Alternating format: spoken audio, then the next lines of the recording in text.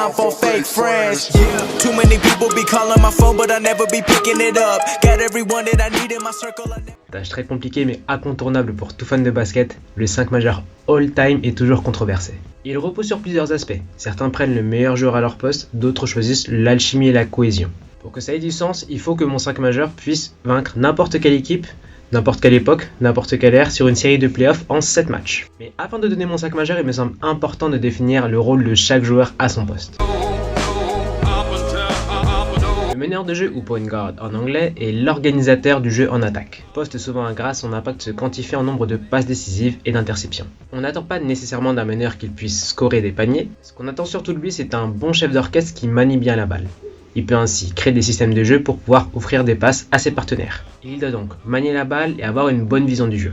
En défense, il doit être capable de couper les premières lignes de passe et d'assurer une bonne défense extérieure. Hormis quelques ovnis, le meneur doit donc se faire discret pour mener à bien le jeu de son équipe. La taille moyenne pour un meneur est de 1m88.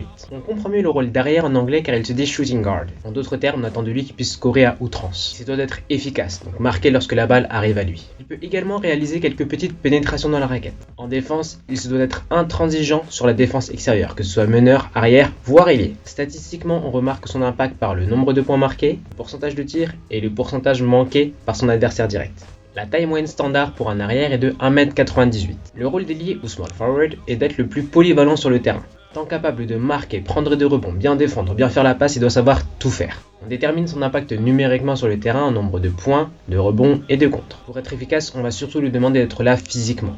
Il doit être mobile pour pouvoir réaliser des bonnes défenses sur les meneurs et les arrières, faire de bonnes remontées en défense en cas de contre-attaque adverse et être assez puissant pour pouvoir jouer dans la raquette entre les ailiers forts et les pivots. En gros, il doit être le plus complet possible. Taille moyenne pour un ailier, 2m04. L'ailier fort, ou power forward, a un rôle assez similaire à celui de l'ailier. Il doit être tout aussi complet en gardant un aspect beaucoup plus défensif. On détermine son impact dans le jeu en nombre de rebonds, contres et points marqués. Pour tout adversaire qui pénètre dans le panier, l'ailier fort doit empêcher cette personne de conclure. Il est proche du pivot mais se doit être plus mobile en attaque et il joue face au panier lorsqu'il est en attaque. On n'attend pas nécessairement de lui qu'il soit efficace de loin, mais il doit être assez efficace à mi-distance et près du cercle. La taille moyenne pour un ailier fort est de 2m08. Pendant longtemps, le rôle le plus important du basket, le pivot a un rôle primordial.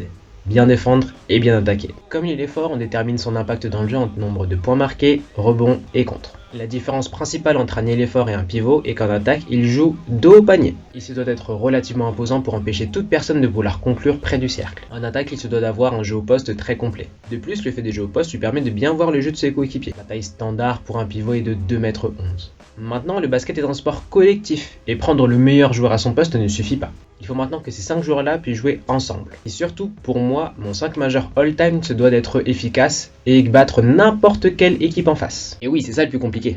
Et oui, si auparavant on donnait les clés au pivot, maintenant, tout joueur se doit d'être efficace à 3 points et pouvoir tirer loin du cercle comme près du cercle. Donc plus de handle, plus d'efficacité, plus de mobilité pour les 5 joueurs pour pouvoir défendre également si possible sur les 5 postes. Parce que maintenant, on attend des 5 joueurs qu'ils soient polyvalents partout. Marquer des points, bien défendre, bien tirer à 3 points, bien tirer à mi-distance, bien conclure près du cercle. En gros, on veut des joueurs athlétiques sur tous les postes. Après avoir su ça, je vais vous présenter mon 5 majeur all-time. Et préparez-vous parce que je n'ai pas pris les meilleurs joueurs à leur poste. On commence par le poste de meneur. Le poste le plus controversé pour moi car j'ai dû choisir quelqu'un qui n'est même pas dans le top 5 à mes yeux.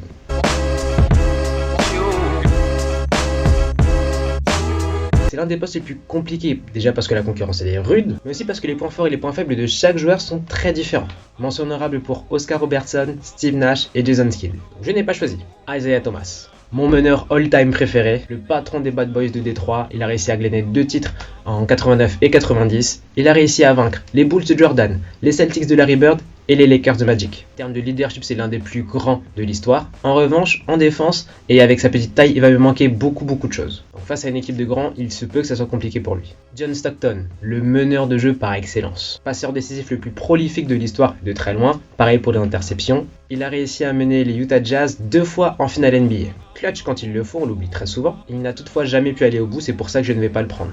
Parce que sur une série en 7, je veux des gens qui ont déjà pu atteindre la bague. Stephen Curry, je ne t'ai pas pris. Le visage de la révolution du basket. Si j'ai parlé tout à l'heure d'un jeu all-around où tout le monde se doit de tirer à 3 points, c'est grâce ou à cause de lui. Meilleur shooter à 3 points de l'histoire, il gagne 2 titres de MVP dont un unanime.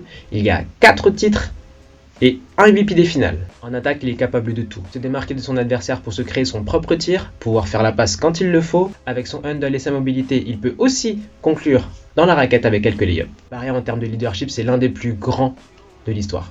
Mais il me manque tout de même de la défense. Moi je veux un meneur qui soit élite en attaque et en défense. Et son système de jeu est trop tourné sur lui actuellement, donc ça va dépendre du coach. Magic Johnson, meilleur meneur all-time pour l'instant. Je ne l'ai pas mis dans mon 5. Et pourtant, 5 titres de champion, 3 titres de MVP, une immense taille qui lui permet de défendre sur tous les postes. Et les passes, oh là là là là. Ce qui me manque là-dessus, c'est le côté tough. Il est un petit peu trop soft. On a pu le voir dans les années 80, il avait parfois du mal à intégrer des systèmes de jeu. Alors certes, peu de gens arrivent à défendre sur lui, mais il me manque aussi ce côté all-around. Et donc je choisis Gary Payton. J'ai longtemps hésité avec Magic, mais qu'est-ce qu'il ne sait pas faire sur un terrain? Il peut scorer de loin, il sait scorer de près, distribuer des carrières et surtout la défense. Pendant longtemps, le seul meneur à avoir remporté le titre de meilleur défenseur de l'année avant Marcus Smart peut défendre sur les postes 1 et 2 sans problème. Et en plus, il peut se fondre dans un collectif, il peut connaître son rôle et l'appliquer à la perfection. Je ne parle même pas de son threshold qui peut faire perdre les moyens à n'importe quel meneur en face. Donc ce que j'ai avec Gary Payton, de l'attaque, de la défense, de l'intensité, et il connaît son rôle. Et ce qui me le différencie des autres, c'est qu'il n'a pas ce côté mal alpha. Dans une équipe, chacun doit connaître sa hiérarchie. Et Gary Payton n'aura aucun mal à se mettre en retrait si c'est pour faire gagner l'équipe. C'est d'ailleurs pour ça que je n'ai pas choisi Curry, ou Thomas, ou Magic. Ces trois-là sont des meneurs all-time bien sûr, bien meilleurs que Gary Payton, mais le côté alpha et les problèmes d'ego peuvent causer des discords avec les 4 autres joueurs. Il a ce qu'il faut pour aller au bout, la preuve en 2006 avec son titre gagné, avec Dwayne Wade et le Shaq, mais il ne faut pas oublier qu'il n'a pas eu le titre en 96 parce qu'il a affronté la meilleure équipe de l'histoire, à savoir les Bulls de 96. Donc je prends Gary Payton à la main. Je sais que je ne vais pas me faire beaucoup de potes, mais rassurez-vous, le reste va être un peu plus facile à trouver.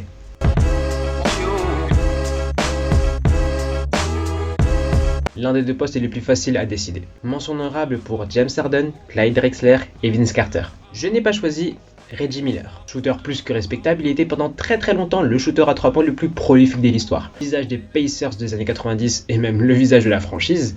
Il a un très bon système de catch and shoot qui lui permet de jouer sans ballon. Et il peut marquer à outrance. Donc si jamais je veux faire des systèmes avec lui qui marque à la fin, c'est tout à fait possible. En revanche, en défense, ça va être une cible. C'est pourquoi je ne le prends pas. Ray Allen. Prenez tout ce que j'ai dit sur Reggie Miller et rajoutez un bon côté athlétique. Franchise player des Bucks avant de se muer en tireur attrapant redoutable, son côté athlétique, son éthique de travail et ses titres de champion sont des atouts et des bons arguments pour pouvoir le mettre dans mon 5. Il me manque toutefois ce petit côté tueur en fin de match, même s'il a le tir le plus clutch de l'histoire. Mais il pourrait se faire déborder par d'autres joueurs également, et malheureusement pour lui, tout simplement il y a des meilleurs joueurs à leur poste. Dwayne Wade, mon arrière préféré all time. Leader du Heat, il a remporté 3 bagues avec le Heat, dont un de MVP des finales. Il a ce côté athlétique, défense, passeur, tueur ultime. Malheureusement pour lui, avec ces compétences-là, j'ai quand même mieux que lui dans ce domaine-là. Dans son prime, je n'ai rien de désavantage à mon égard, c'est juste que dans mes systèmes de jeu à moi, je pense que j'ai au moins 2 joueurs qui peuvent se placer devant lui. Kobe Bryant. J'avais dit au début de la vidéo qu'un arrière se devait de scorer. Et ben tenez-vous bien, aucun arrière n'a plus marqué de points que Kobe Bryant. 5 titres de champion, 2 titres de MVP des finales et 1 titre de MVP de saison régulière, il est dans la dernière ligne droite pour se mettre dans le 5 majeur. C'est un défenseur ultime, il a un bagage offensif plus que complet, peut-être le meilleur pour un arrière, et il m'a pourtant manqué beaucoup de choses. Il est trop individuel pour qu'il puisse rentrer dans un collectif. Et puis en vrai, faut se le dire, c'est un croqueur, et je veux pas de ça dans mon équipe. J'ai donc choisi Michael Jordan. Qui de mieux que le meilleur arrière de tous les temps sur ce poste-là? 5 titres de MVP, 6 titres de champion, 6 titres de MVP des finales. Ce qu'il sait faire de mieux, marquer, marquer et encore marquer. Joueur en ISO redoutable, il est imprenable. Et en plus, il est pour moi le meilleur arrière défenseur de tous les temps. Ça veut dire qu'il peut défendre quand il le veut sur les postes 1, 2 et 3. Nommé défenseur de l'année en 1988, cet argument va me le mettre dans mon 5 majeur all-time.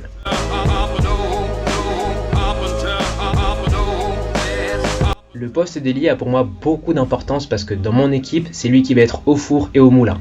Mentionnera pour Julius Erving, Elgin Baylor, Dominique Wilkins et John Havlicek. Je n'ai pas pris Elvin Hayes. Peu de gens le connaissent et pourtant qu'est-ce qu'il est fort. Bien meilleur que d'autres ailiers que je vais mentionner juste après. Champion avec les Washington Bullets en 1978, c'est un excellent marqueur et un excellent rebondeur. Il a fini 2 fois meilleur rebondeur des saisons régulières. C'est le seul ailier que je sache à avoir ce titre. Pour vous dire, il a obtenu plus de 16 000 rebonds, ce qui est beaucoup plus que plein de pivots légendaires. Là, j'ai parlé que de rebonds, mais en termes de points, il est aussi là. Il a marqué plus de 27 000 points dans sa carrière et c'est un franchise player.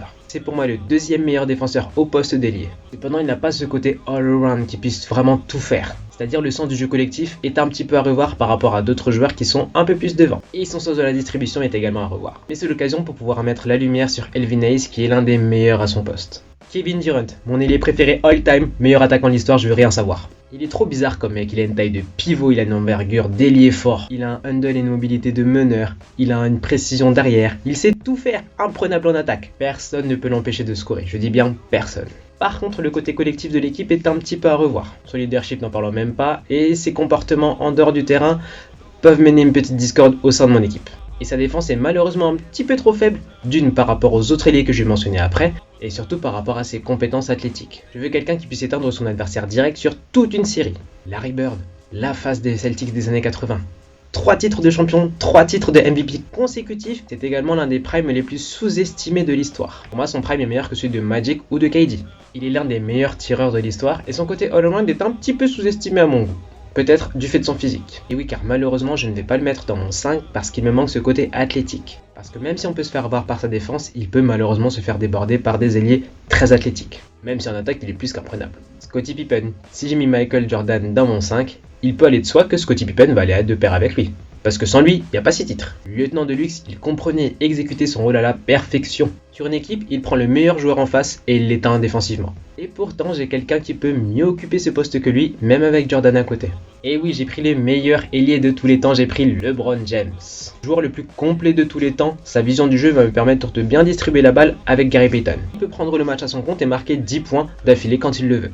Il veut avant tout gagner et ce, même s'il peut avoir des stats un petit peu moins reluisantes. En attaque, il cherchera toujours la bonne passe à un bon tir, contrairement à d'autres. Et c'est pour ça que je pense qu'il peut très bien jouer avec Jordan. Et puis s'il joue avec Jordan, il pourra prendre son rôle de patron du périmètre à la perfection. Alors certes, aujourd'hui on pense qu'il ne défend pas du fait de son âge et de sa longévité, mais il faut voir de ses saisons de 2009 à 2018 pour se rendre compte du monstre qu'il était défensivement. Il aurait pu remporter le titre de meilleur défenseur de l'année en 2013, c'est Marc Gasol qui a remporté le titre, mais pour moi, c'est lui le vrai défenseur de cette année-là.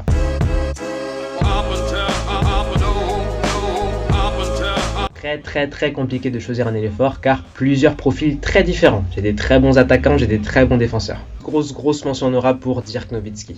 Je n'ai pas pris Karl Malone. Meilleur joueur non bagué de l'histoire, il peut tout faire. Très bien défendre et très bien attaquer. Il connaît ses fondamentaux, notamment le pick and roll. Avec John Stockton, il a réussi également à être 2 fois en finale NBA, mais il n'a jamais remporté de bague. C'est peut-être l'argument principal pour lequel je ne vais pas le mettre dans mon 5 majeur. Et en plus, s'il y a Jordan dans l'équipe, j'ai peur que ça puisse s'effriter un petit peu entre les deux. Charles Barkley, mon ailier fort préféré all time.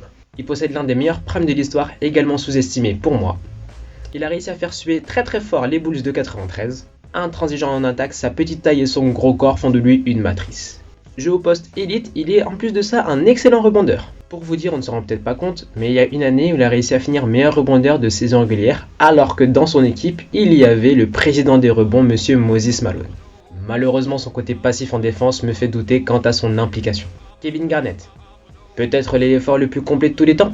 Il peut marquer, prendre de rebonds, défendre le plomb et assumer tous ces rôles-là en un. Cependant pas de quoi le mettre dans mon 5 car tête un petit peu trop brûlée pour pouvoir rentrer dans mon équipe. Tim Duncan, le meilleur ailier fort de tous les temps et pourtant je ne l'ai pas mis. C'est en écrivant et en faisant mes recherches sur cet épisode que j'ai choisi de ne pas le mettre. Et pourtant 5 titres de champion, 2 fois MVP de saison régulière, 3 titres de MVP des finales, l'un des meilleurs défenseurs all time, des fondamentaux maîtrisés comme nul autre, je ne l'ai pourtant pas mis. Pourquoi ? Parce que physiquement il peut se faire avoir, malgré une défense très intelligente. J'ai pris du coup Giannis Antetokounmpo, l'actuel meilleur joueur du monde. Le Greek Freak peut se targuer d'être déjà, à son jeune âge, l'un des meilleurs joueurs à son poste de l'histoire. 2 fois MVP, une fois défenseur de l'année, une fois champion, une fois MVP des finales. Et ce n'est que le début. Il peut tout faire, il le fait actuellement et sans rechigner. Et c'est peut-être pour ça que je vais le mettre dans mon 5. Son côté athlétique peut défendre sur littéralement tous les postes, donc 1, 2, 3, 4, 5. Il saura du coup prendre son rôle à la perfection, c'est-à-dire bien défendre, avoir les paniers de seconde chance, finisseur en alley-oop. Et de l'autre côté du terrain, c'est sûr qu'il ne va jamais lâcher son adversaire direct. Je vais même aller plus loin en disant que dans une série en 7, je pense que le MVP des finales, si jamais c'est une finale NBA, ça peut être lui. Pour l'instant, beaucoup de MVP et beaucoup de deep boy, il me reste le rôle de pivot où bizarrement je n'ai pas trop hésité.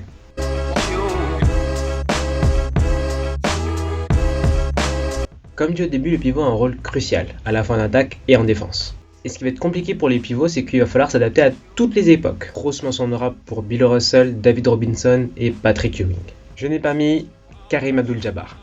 Et oui, je n'ai pas mis Karim, qui est pour moi le meilleur pivot de tous les temps. Et pour cause, 5 titres de champion, 6 titres d'MVP, un geste littéralement inarrêtable en attaque. Il a un bagage complet et un défenseur pas mauvais du tout. Il a tout ce qu'il faut pour un pivot old school. Et oui, pour Karim, il va vraiment manquer le côté all around. Désolé Karim. Moses Malone. Et oui, mon pivot préféré all time. Qu'est-ce qu'il était fort. 2 fois champion, 2 fois MVP, c'est le meilleur rebondeur offensif de l'histoire. Pour vous dire, il y a déjà beaucoup de pivots qui ont du mal à capter 8000 rebonds en carrière.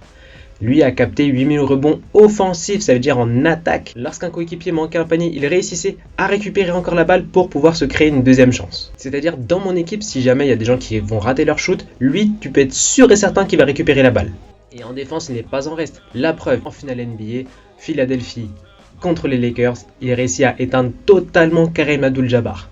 Dernier MVP des finales de filles en attendant Joel Embiid, il est juste trop fort des deux côtés du terrain. Mais encore une fois, comme pour Karim, ce qui va manquer, c'est le côté all-around. Et oui, encore une fois, avec un style old school, il va avoir du mal à attaquer et défendre sur des pivots plus modernes, comme Joel Embiid justement. Shaquille O'Neal. Et non, je n'ai pas mis ce gros Shaq dans mon 5 majeur à mon grand regret. Même si, dans n'importe quelle ère, il pourrait bouffer en attaque n'importe qui. 4 fois champion, 3 fois MVP des finales, 1 fois MVP, le mec a tout. Et pour le coup, même s'il n'a pas ce côté all-around, c'est pas grave, parce que là, avec son gros corps, il peut littéralement détruire n'importe qui sous le cercle. Je l'ai pas mis principalement par rapport à sa défense. On l'a déjà vu avoir du mal sur des défenses en pick and roll, et contre des joueurs plus rapides et athlétiques, il pourrait y perdre quelques plumes. En plus de ça, son côté hors du terrain peut me créer des discords encore une fois dans mon 5 majeur. Et en plus, le hack Shaq est une technique qui va trop mettre à défaut mon équipe. Je peux pas te mettre dans le 5 majeur, désolé Shaq. Will Chamberlain, il a tout ce qu'il faut pourtant pour être dans mon 5 majeur, que ce soit en attaque ou en défense, des deux côtés du terrain. Il pourrait capter 40 rebonds par match dans une série, que ce serait même pas surprenant. Et malheureusement, il a subi beaucoup trop de choke pour que je puisse le mettre dedans. On déjà contre les Celtics, mais ça arrive à beaucoup de gens, mais surtout contre les Knicks de Willis Reed, où il a totalement perdu ses moyens. Ça me va pas. N'empêche, quel pivot complet, il a des tonnes et des tonnes de records, moi je vais m'attarder sur celui-ci. C'est le seul joueur de l'histoire à avoir été au moins une fois meilleur scoreur, meilleur rebondeur et meilleur passeur. Pour un pivot meilleur passeur, c'est inimaginable. En attendant Jokic. Mais toutes ces personnes s'inclinent devant les pivots qui, pour moi, peut éteindre n'importe quelle personne en attaque ou en défense dans les années 60 ou 2020. 2 fois champion. 2 fois MVP des finales. Il est avec Michael Jordan et Giannis Antetokounmpo, l'un des seuls à avoir réussi à être élu dans la même année. Et MVP de saison régulière, Eddie Poy. J'ai nommé Hakeem the Dream Olajuwon. Il peut défendre et attaquer sur n'importe qui. Son jeu au poste est all time. Donc n'importe quel joueur au poste, il peut l'éteindre facilement. Dans les années 90, il a pu mettre à la sauce David Robinson, Shaquille O'Neal, Patrick Ewing. La décennie des grands pivots, il a été au top. Il les a tous éteints. Et en plus de ça, côté défense, j'ai parlé de la défense sur les pivots, mais il peut défendre sur les postes 2, 3 et 4 sans problème. Plus en contre-attaque, il peut cavaler comme jamais. Hakeem est dans mon 5. Donc pour résumer, poste 1, j'ai Gary Payton. Poste 2, j'ai Michael Jordan. Poste 3, j'ai LeBron James. Poste 4, Giannis Antetokounmpo. Et poste 5, Hakeem Olajuwon. Que des joueurs athlétiques qui savent marquer, qui savent défendre, qui savent distribuer la balle sans aucun problème. Donc du coup, j'ai 4 personnes qui ont été au moins une fois MVP. 5 personnes qui ont été championnes, 4 personnes qui ont été défenseurs de l'année. J'ai des personnes qui peuvent jouer en ISO ou en système, qui peuvent accepter de jouer un rôle ou de prendre le match à leur compte. Et surtout, j'ai des joueurs qui peuvent défendre sur au moins 3 postes. Et c'est sur ce dernier argument que je vais dire que j'ai le meilleur 5 majeur all time. Apportez-moi n'importe quelle équipe en face, ils pourront toujours trouver une solution sur une série de playoffs en 7 matchs. Dis-moi dans mon commentaire une équipe qui pourrait rivaliser contre mon 5 majeur. Et dis-moi dans les commentaires également pourquoi mon 5 pourrait ne pas tenir la route, tant sur le terrain que dans les vestiaires. Et moi je te retrouve pour une prochaine vidéo. I'm just fucking lit, man. I'm just fucking lit. Drink a bottle of this shit, man. Bottle of this shit. I'm about to write a hit, man. About to write a hit. No, I'm never